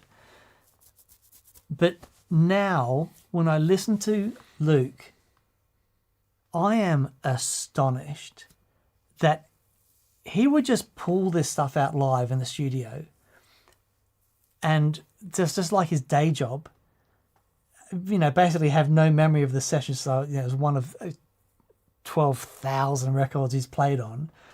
But what he could pull out at the drop of a hat was incredible. I remember doing an interview with Del Casher, and Steve Lukather came in to do a session at his studio. Del's a great guitar player, very knowledgeable guy, and Del was floored by his musicality, and he kept throwing tunes out at him, and like old standards and whatever, and Steve would just go, "Yeah, what key do you want it in? What side do you want it in?" He And was he could just hot on all that, wasn't he? unbelievable. Yeah. I know Les was always happy to have him play at the Iridium. Oh, man. Yeah. So you're Steve Lukather. I know who you're going to be. There's one of two. It could just be so many. It could be so many. So floating around in the ether are Landau, Yes. but I've sat down, interviewed him twice, so I have done that a little bit. Blake Mills, Yes. That's one, and the other one is. he would be up there. Yep. Maybe Madison Cunningham. Oh, nice! Big swing and a hit there. I thought you were going to say Uncle Larry. Yeah, obviously Uncle Larry. Yeah. But I sort of feel like I get to sit down every week and chat to Uncle Larry. Oh, because you're singing. I just don't do any talking. Yeah, so. okay. That's nice. But look, these other people are more elusive, and we don't really get to see anything of them. So Yeah. Oh in man, that- I've got questions for Madison. well, she's hopefully coming on the show, so we can. Yeah. Oh, by the way, I am sorry to say Bill Frisell is now not coming on the show this year. We send our best wishes to Bill because he has a perforated eardrum and had to cancel his tour. So he's now not going to be here. So we hope you get well, Bill, and we look forward to seeing you next year. That was a bit gutting, but we hope you're well, Bill. Yes. Philip Harris says Robin Ford and his new guitar dojo is offering something pretty close. It's really fantastic. We're a little bit spoiled knowing Robin and getting to hang out with him and just saying, show me that chord and that lick, The Berry King says, what about Doyle? Yeah, I have had the pleasure of sitting down and talking to Doyle as well. So, but obviously always interesting. What I'm interested in with Doyle is everything else he's done, like all the records he's produced and all of that. Mm-hmm. Yeah. Anyway, yes, it's hard to name just one, isn't it? There'd be so many. Jeff, we hope the event goes well. Simon, best to you, buddy, for doing that. Mate. Jeff Harper says, thinking of putting a mini humbucker in my classic vibe. Is this a good idea or not? I play blues and rock with the Princeton. Yes. Completely. I think that's a great idea. Yeah. You don't say if it's a Strat or a Telly, but I think that's a great idea. It is a great idea. Or a Jazzmaster or a Jaguar. So, mini humbuckers, not to be confused with Firebird pickups. Apparently different things. I always like minis when I hear them. Yeah. I like the Firebird pickups because they're a bit brighter, but good mini humbuckers are pretty hard to beat. Like, I love, if you get a really nice sounding, I want to say Les Paul Deluxe, those 70s ones with the sandwich, what do you call it? They've got the 3 bits of wood in the body. They can sound wonderful. And Neil Finn's main live guitar for a long time. They're wonderful. Yeah. I need to chase him up. I've got a guitar in build at the moment. S-type body with 2 mini humbuckers. Awesome. So I do need to chase him up, actually. It's probably me that hasn't done something. Yeah, right. Cutler Custom Guitars, Dean Cutler. It's a Strat, says BV. Thank you that Jeff's got. Yeah, man, I would totally do it. So what I have let me share some recent experience. Some recent experience for you, Jeff. So I've put full-size humbucker in this guitar, and I've come across 2 significant problems. One is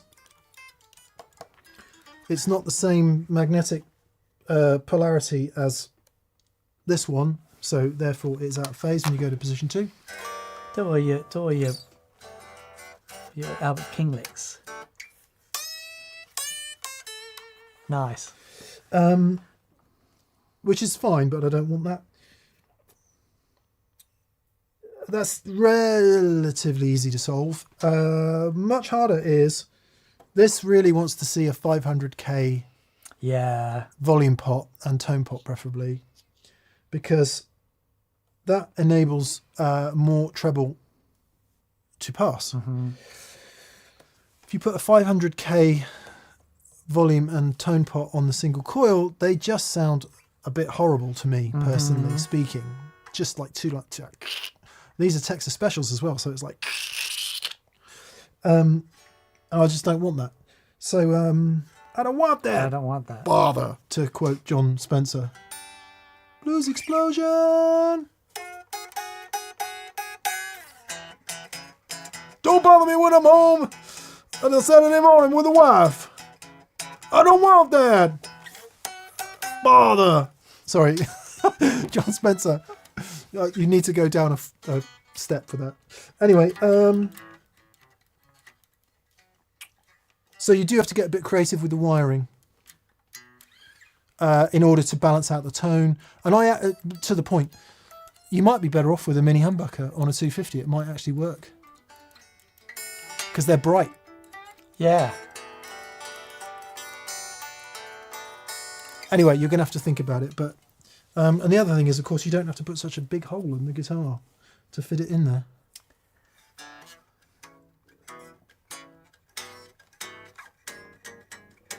Blues explosion! Nice.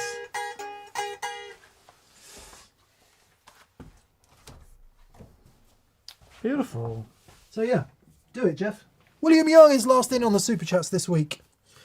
Hi DNM, hope you're both well, having a brilliant week so far. If I run a boost pedal into a preamp pedal, would that be the same as turning up the gain or the volume on the preamp pedal? And would this differ if placed in an FX loop? Yes. Yes. Very different. So this is all about gain structure, okay? When you've got your preamp,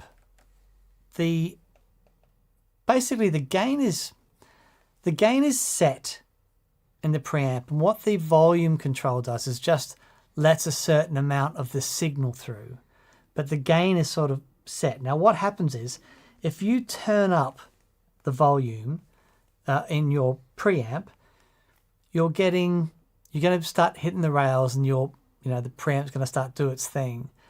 What happens when you hit a boost into the preamp?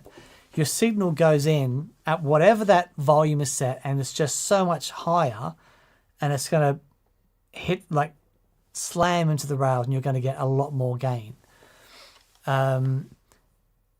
If you have, because the sound of the preamp and the sound of the boost and frequency wise and everything, they're going to be quite different, or different enough that you're going to get different results.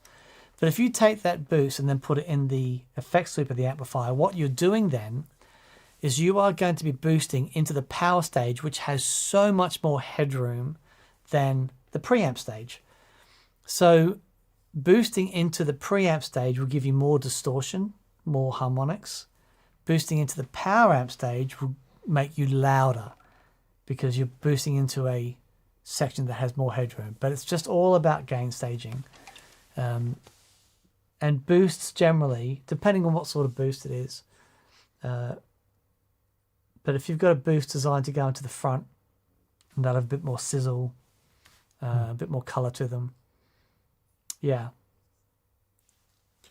Try both. Yeah, try both. Try both, and whichever is the result that you like the most, use that. But yeah, the results will be very different. Dan says stew and part. Stan Dupart. Stan Dupart. Stan Dupart says, Dan, do you still have the orange Johnny Marr guitar?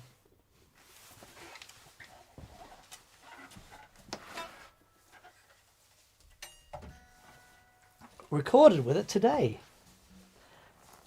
I have set it up, put new strings on it, and I just love it. You told me I only play Smith songs. Smiths and the Cure. No, I just... You know this charming man, don't you? No, I don't. I really don't. I loved how Johnny just sort of whips that out. It's really... Yeah. Yeah, anyway. Shall I play it for you? Can you play it? Yeah, go on. Oh, I need the right guitar.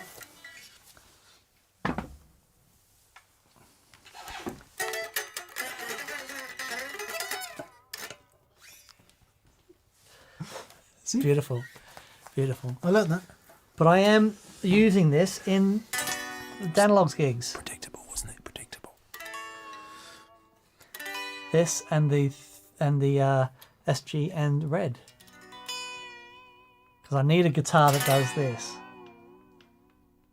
Yeah. Sounds killer too. Oh, it's amazing. Really good. How did you get over the 5th position debacle in the end?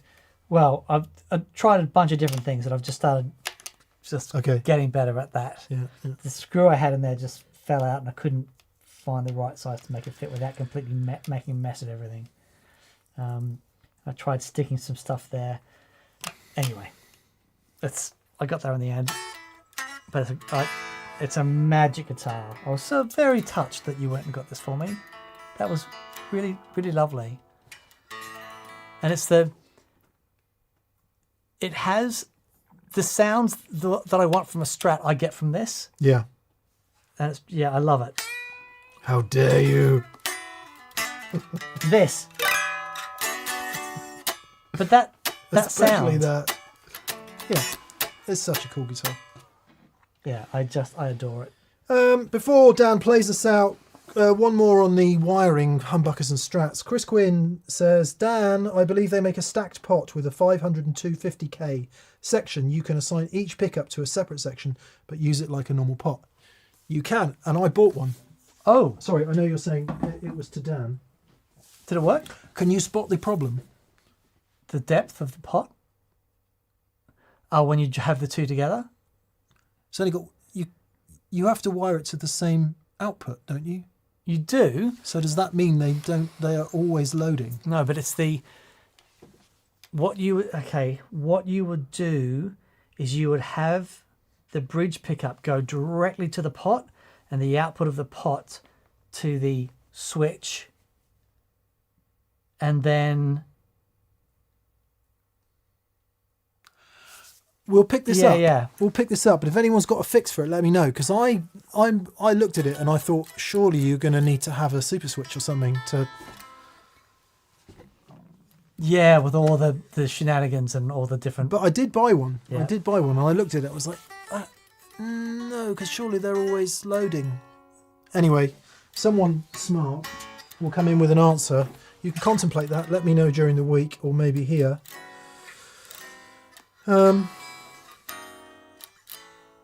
Yeah, thanks for being with us, everyone. Thanks, everyone. BV, thanks so much for your help with the chat and everything else that you do for us. We massively appreciate it. This Friday's video will be the second time we filmed having a little listen to the Nucleo by Cornerstone, the CXM by Chase Bliss, because one of those pedals has been our long-time favourite. We're wondering if the other one might become it. And what about the good old Boss RV200, eh? Yeah. Why don't you throw that in the mix? So we do. So we have a listen to some reverbs and get into that. Meantime, it's nearly that time of year, people. So if you're considering a gift from your loved one around the Yuletide season, or for Thanksgiving for that matter, you know what to do. Thatpedalshowstore.com, buy some merch.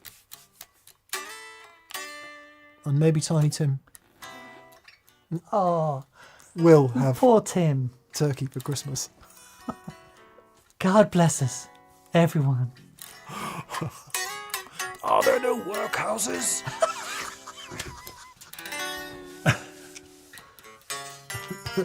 Play us out, Dan. Thanks for being with us, everyone. Sorry if I seem like I'm crap. I am absolutely not.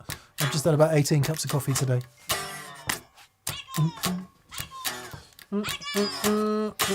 Super switch is what you need, says BV. That's where I got to. I'm glad I'm not crazy. Oh, that's nice. What do you need on that? It's some bass. What keys is it in? It's Steely Dan, so it's in all the keys. Yeah. What's the first note? F sharp, A, E, C, B, and now we're in E.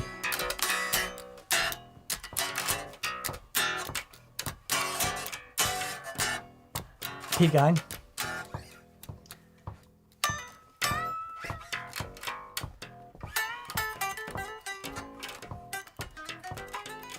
Was it F sharp G? E. Yeah. Yeah. Yeah.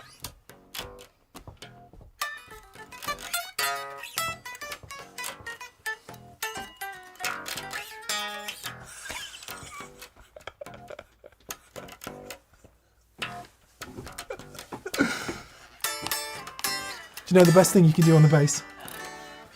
Every time you play an open E, as long as it's a major chord, you can do this.